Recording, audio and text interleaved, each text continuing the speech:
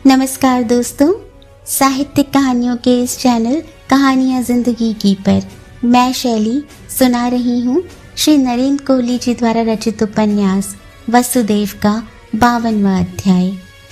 आगे बढ़ने से पहले आप सभी से अनुरोध है कि अगर चैनल पर पहली बार आए हो या अब तक ना किया हो तो चैनल को सब्सक्राइब करना बिल्कुल ना भूलें।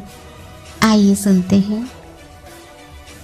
गोपियां रोती रह गईं और कृष्ण तथा बलराम अक्रूर के रथ पर आ बैठे। कृष्ण यशोदा के चरण स्पर्श कर प्रणाम करने लगे तो यशोदा ने उन्हें अपने अंक में भर लिया। कान्हा, मैया, कृष्ण ने माँ को अपनी बाहों में थाम लिया। तुम जानती हो मैया, कान्हा गोद में नहीं रहता, कान्हा आंगन में भी नहीं रहता। जानती हूँ पुत्र, कान्हा केवल मन में रहता है, यशोदा ने कहा। किंतु मैं अपने मन का क्या करूं पुत्र, तुझे रोक नहीं सकती, रोकना चाहती भी नहीं। देवी देवकी वहां वर्षों से तेरी प्रतीक्षा कर रही है। मैं तुझे उनके साथ बांटना भी नहीं चाहती। समूचा का समूचा सौंप रही हूं उन्हें।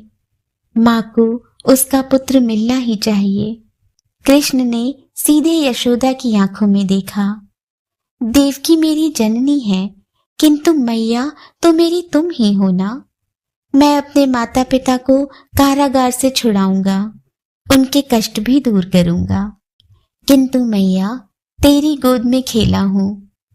माता देवकी की गोद में खेलने योग्य अब रहा भी नहीं, उनके आंगन में भी नहीं रहूंगा। तूने मुझे स्तनपान कराया है मैया। माता देवकी के वक्ष से लगकर उनके 8 पुत्रों में से किसी ने भी दूध नहीं पिया, अब कोई पिएगा भी नहीं। जानती हूं पुत्र, तो मैया मुझे अपने घर में मत रख, अपने मन में रख। मन सृष्टि का सबसे बड़ा संग्राम क्षेत्र है, कान्हा वहीं रहता है, कृष्ण ने कहा। और इन गोपियों को भी समझा देना मैया कि अंग संग न श्रेयस्कर है न अंतिम उपलब्धि। अपना मन मुझे समर्पित करें। जो आराधिका अपना मन मुझे समर्पित करेगी उसी की तो संसार मेरे साथ पूजा करेगा। जानती हूं कान्हा, तो मुझे हंसकर विदा कर मैया। जो जा रहा है वह कान्हा का शरीर है, मन तो तेरे ही पास छोड़कर जा रहा हूं मां। अपना मन मेरे पास छोड़कर जा रहा है और मेरा मन अपने साथ लिए जा रहा है कान्हा। यह कैसी लीला है रे तेरी। तेरा मन मेरे पास है मैया, हम विलग कहाँ हैं। अपनी आंखें बंद करना, मैं तुम्हारे पास चला आऊंगा। तुम्हारे आंगन में ही नहीं, तुम्हारी गोद में भी मैया। मैं तुमसे दूर नहीं हूं। वे रुके। अब जाऊं? यशोदा ने उन्हें अपने वक्ष में भींच लिया और फिर अपने अश्रु छिपाने का विचार छोड़कर उनके शीश पर अपना हाथ रख दिया। कुछ बोली नहीं, एक बार फिर से अपने कान्हा को देखा और घर के भीतर चली गई। रोहिणी रथ पर बैठने आई तो अक्रूर ने उन्हें रोक दिया। नहीं देवी, महाराज कंस का निमंत्रण आपके लिए नहीं है। निमंत्रण तो सारी प्रजा को है, रोहिणी बोली। किंतु सारी प्रजा राजा के रथ पर नहीं जा रही, उनके पास अपने वाहन हैं। ठीक है, रोहिणी बोली, मैं अपने रथ पर अथवा नंद महर के किसी शकट पर आ जाऊंगी, किंतु मैं अपने पुत्रों को अकेले नहीं जाने दूंगी। बड़ी माँ, आप अपने रथ पर बाबा के साथ आ जाएं, कृष्ण ने हंसकर कहा।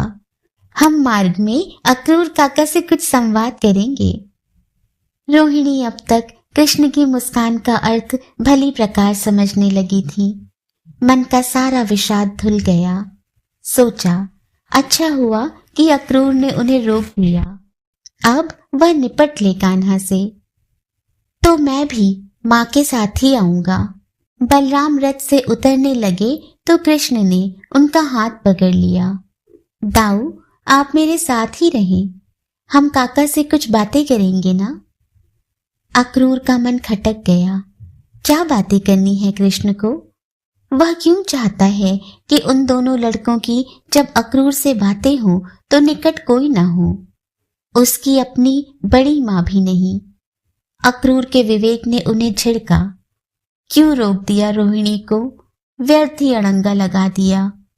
रथ कंस का है, घोड़े कंस के हैं, सारथी कंस का है।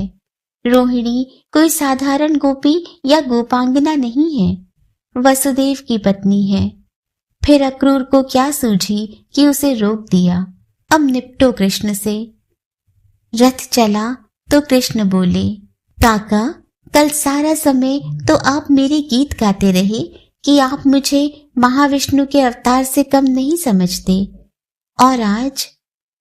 अक्रूर क्या बताता कि नंद से जो चर्चा हुई है उसने उसे कितना उद्विग्न कर दिया था, और कहीं यह बात भी उसकी चेतना पर छाई हुई थी कि अब वह अपना संकट पर्याप्त सीमा तक पार कर आया था, अतः निडर भी हो गया था। बोला, आज क्या हो गया पुत्र? आज आप महाराज कंस के राजदूत बन गए और बड़ी माँ को अपने रथ पर नहीं बैठने दिया।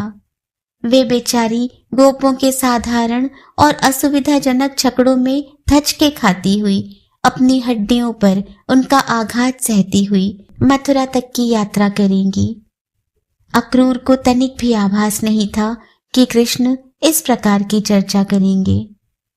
आप बता रहे थे कि कंस के राज्य में मेरे माता पिता बहुत कष्ट पा रहे हैं, किंतु आपने भी तो अपने अधिकार में मेरी माँ को इस यात्रा की सुविधा तक नहीं दी। कृष्ण हंस रहे थे। आप इतना भी धैर्य नहीं रख पाए कि मथुरा तक ही सही अपने भावों को गोपनीय बनाए रखते। आप तो बहुत ही छिछले चरित्र के व्यक्ति निकले तात। अक्रूर की आत्मा कांप उठी। ये दोनों भाई यदि उन पर पिल पड़े तो अक्रूर क्या करेंगे? नहीं कृष्ण, ऐसी बात नहीं है। अक्रूर ने स्वयं को संभाला। यदि इसी रथ में यात्रा करती देवी रोहिणी मथुरा पहुंचती तो वे भी कंस के अवरोध में पहुंच जाती। तुम तो अपनी रक्षा कर लोगे, और महाविष्णु अपनी माँ की रक्षा नहीं कर पाएंगे। बहुत भोले हैं काका आप भी। कृष्ण हंसे। अपनी रक्षा में तो बड़ी माँ स्वयं ही समर्थ हैं। आप नहीं जानते कि वे दाऊ को किस प्रकार मथुरा से निकाल लाई थी। कंस और उसके ससुर जरासंध भी नहीं रोक पाए थे उन्हें, और इस समय तो उनके दो दो पुत्र उनके साथ हैं। आप नहीं जानते कि आपने किसका अपमान करने का दुस्साहस किया है। मैंने सोचा कि इसी रथ में रोहिणी को देखकर कंस रुष्ट होगा। क्या कर लेगा कंस या कोई भी अन्य राक्षस? अक्रूर को कोई उत्तर नहीं सूझ रहा था। वस्तुतः मैं कंस से बहुत भयभीत हूं कृष्ण। मैं जानता हूं कि आप केवल बातें बना रहे हैं, कृष्ण ने कहा। आप कंस से भयभीत हैं, तो चलिए मैं आपको अभय देता हूं। यह कृष्ण का वचन है कि कंस की ओर से आपको कभी कोई संकट नहीं आएगा, और अपने इस वचन का मैं मथुरा पहुंचते ही आपको प्रमाण दे दूंगा। किंतु आपको बता दूं कि आपने बड़ी माँ का अपमान इसलिए नहीं किया था। मैंने उनका अपमान कहाँ किया है कृष्ण? अक्रूर ने बहुत दीन स्वर में कहा। झूठ बोल रहे हो तुम एकदम। अकस्मात ही बलराम ने गर्जन किया। मेरा मन तो होता है कि मैं तुम्हें यहीं उठाकर रथ से नीचे फेंक दूं, सारथी का वध कर दूं और इस रथ को लौटाकर वापस वृंदावन चला जाऊं। अक्रूर ने बलराम का रूप देखा तो उसका मन कांप उठा। बलराम ने जो कुछ कहा था वह सब कुछ करने में वे समर्थ थे। तो अक्रूर का संकट अभी समाप्त नहीं हुआ था। अभी उसकी ग्रीवा दोनों ओर के खड्गों के नीचे थी। प्रहार किसी भी ओर से हो सकता था। कृष्ण ने अक्रूर का पीला पड़ता हुआ रंग देखा तो मधुर स्वर में बोले, दाऊ ऐसा करने में समर्थ तो है, किंतु वे करेंगे नहीं। आप भयभीत ना हो। अब आप मुझसे सुन लीजिए कि आपने बड़ी माँ के साथ ऐसा व्यवहार क्यों किया। क्यों किया? अक्रूर ने भयभीत स्वर में पूछा। आपने उन्हें वृंदावन की गोपी मान लिया और स्वयं को मथुरा का राजपुरुष, जबकि आप भी जानते हैं कि ऐसा नहीं है और बड़ी माँ के पति मथुरा के राजपुरुष के रूप में आपसे भी अधिक सम्मानित हैं। अब वे राजपुरुष नहीं हैं, किंतु इतना तो मैं निश्चित रूप से आपको बता सकता हूँ कि मथुरा में वे आज भी आपसे बहुत अधिक सम्मानित पुरुष में से हैं। चाहे वे अपने प्रासाद में ना रहते हों और कारागार में बंदी ही हो। सम्मान पद से नहीं होता, ना राजा की कृपा से होता है। जब राजा का ही कोई सम्मान ना हो तो उसके द्वारा नियुक्त राजपुरुषों का क्या सम्मान होगा। हाँ, राक्षस राजा के द्वारा नियुक्त किए जाने के कारण प्रजा आपको भी राक्षस मान सकती है। आप राक्षस कहलाना चाहेंगे काका? ऐसा नहीं है कृष्ण। काका, आप फिर झूठ बोल रहे हैं और झूठ बोलना अधर्म है। यह अधर्म वह व्यक्ति करता है जो या तो भयभीत हो या लोभग्रस्त हो। पर मैं तो, आप में दोनों ही दुर्गुण हैं। कृष्ण बोले, आपको अभय मैं दे चुका हूं, अतः भयभीत होने की कोई आवश्यकता नहीं है। आपका लोभ कोई दूर कर नहीं सकता। यह अभिशाप के समान आपके साथ लगा ही रहेगा और आपसे पाप करवाता ही रहेगा। आप अपने लोभ के पीछे भागेंगे और धर्म खड्ग लेकर सदा आपका पीछा करेगा। मुझे श्राप मत दो कृष्ण। यह श्राप नहीं है, थोड़ा सा विश्लेषण मात्र है। कृष्ण हंसे।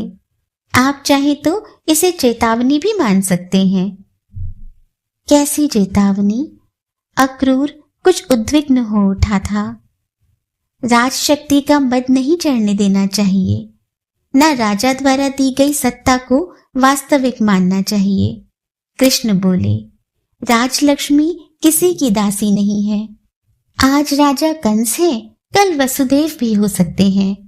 फिर बड़ी माँ मथुरा की रानी होंगी, महारानी भी हो सकती है। वे मेरी माँ देवी देवकी से बड़ी हैं। उनका स्थान हमारे परिवार में मेरी माँ से उच्चतर है। अक्रूर से कुछ कहते नहीं बना, हताश सा होकर बोला, क्षमा करना कृष्ण, मुझसे भूल हो गई।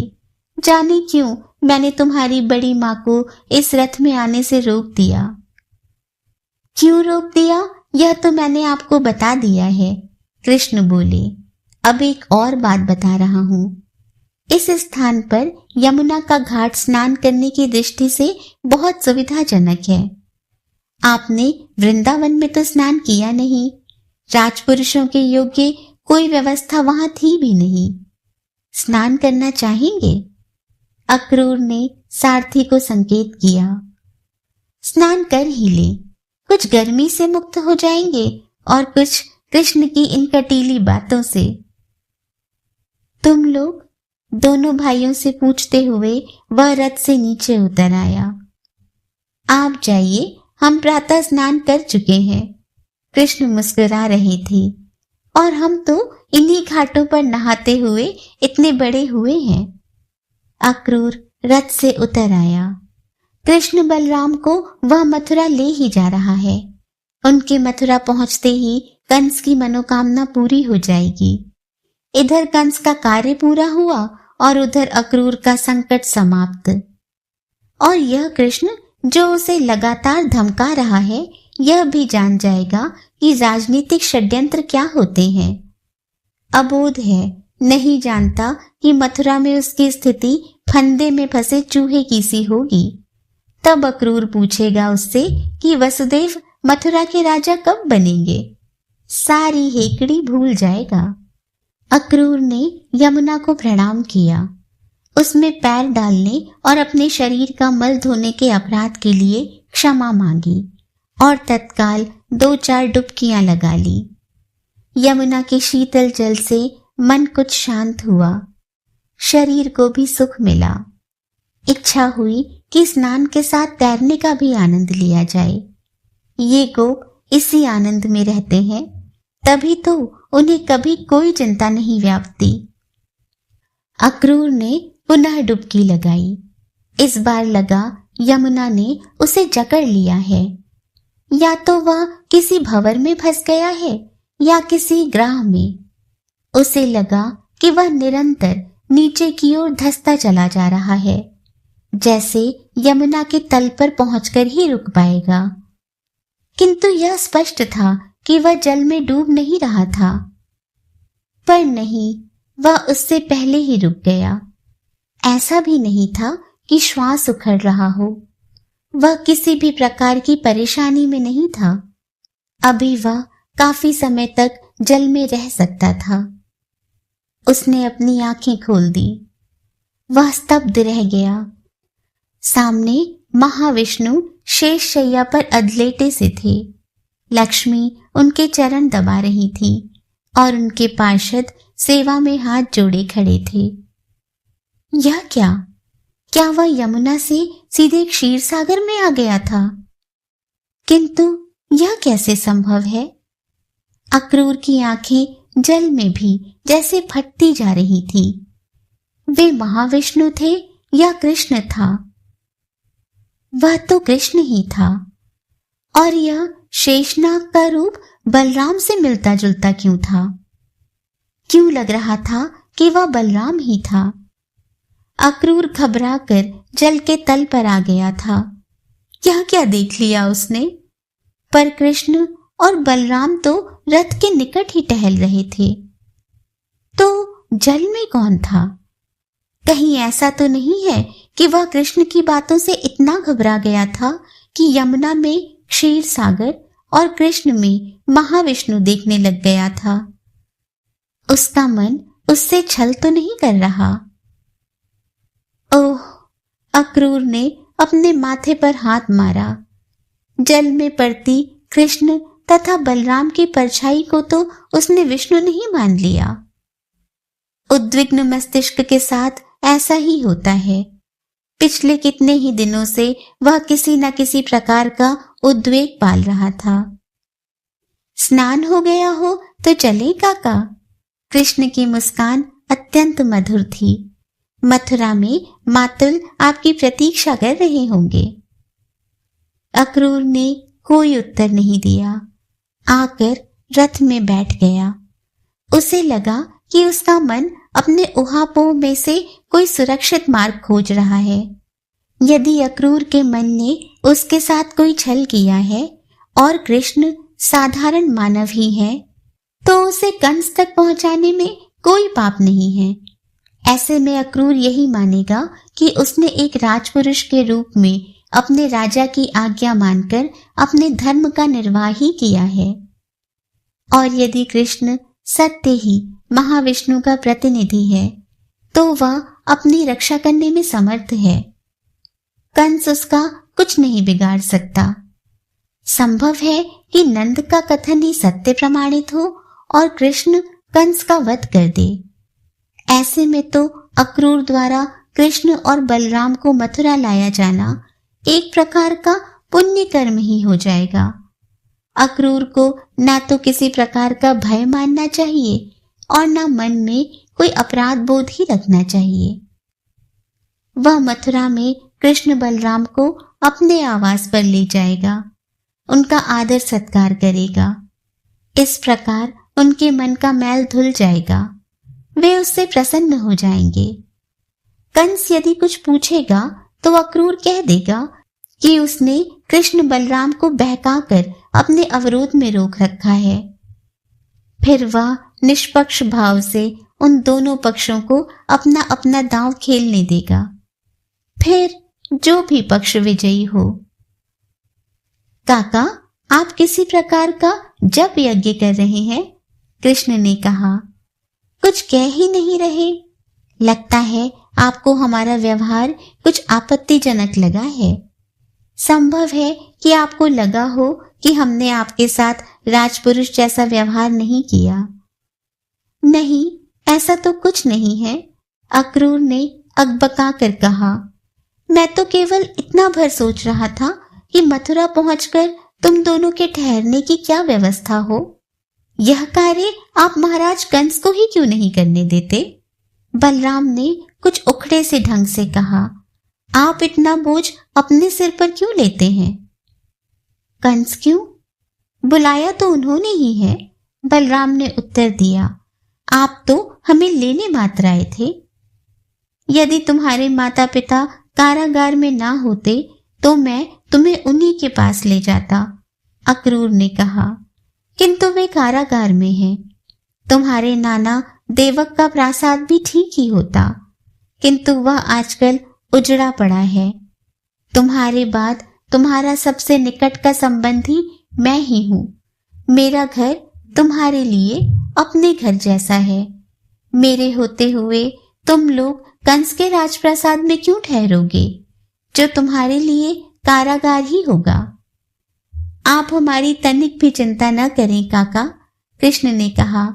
आपको लग रहा है कि हम दोनों ही आपके साथ आए हैं, किंतु हमारे पीछे पीछे बड़ी माँ और नंद बाबा भी आ रहे हैं।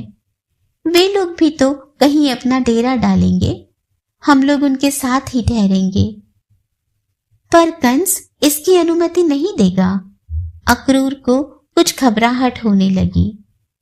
तो ना दे, कृष्ण ने कहा। आज तक हमने जो कुछ भी किया है वह कंस मामा से पूछे बिना ही किया है।